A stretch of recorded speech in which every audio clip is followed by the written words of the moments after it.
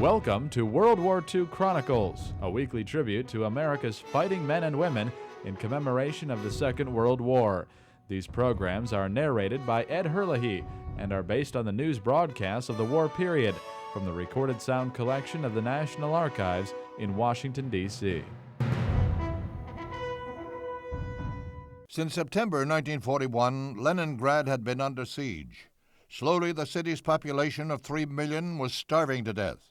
Food rations were cut to less than a third of the amount normally needed by adults. As the siege continued, the death toll mounted.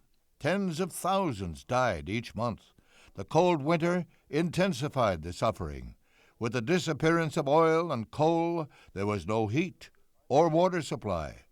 By the following year, however, the Soviets were turning the tide of the war, and a counteroffensive was launched to relieve Leningrad.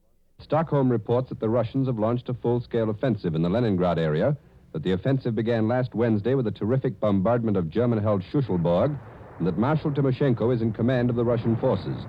On January 12th, more than 4,500 guns opened up on the Germans.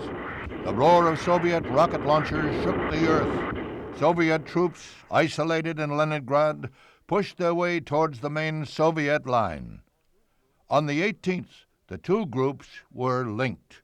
The Red Army had made a breach wide and deep enough to save the city. The siege of Leningrad has been broken.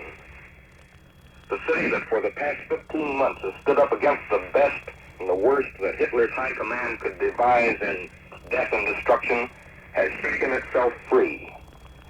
Leningrad has been the symbol of Russian resistance since the city dug itself in behind the German encirclement a year ago last September. German troops still sat on Leningrad's doorstep, but the Russian supply corridor was now open for good, though it would not be until January of 1944 that the German invaders were finally gone. Shostakovich's Seventh Symphony, which had been written during the siege, was performed by the Leningrad Philharmonic to celebrate the city's liberation. I'm Ed Herlihy. Join me next time for World War II Chronicles.